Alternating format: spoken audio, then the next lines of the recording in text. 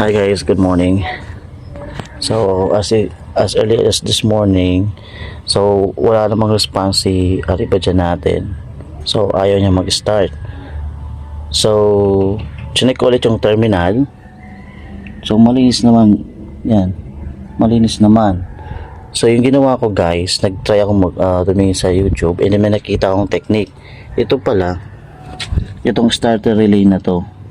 So to check daw is if gumagana yan, gamitan natin to and then isi-series natin yan.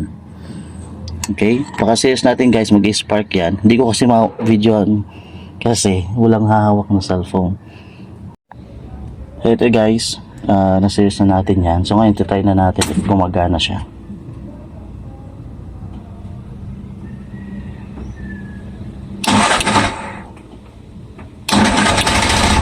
Yun, gumagana. So maraming salamat guys.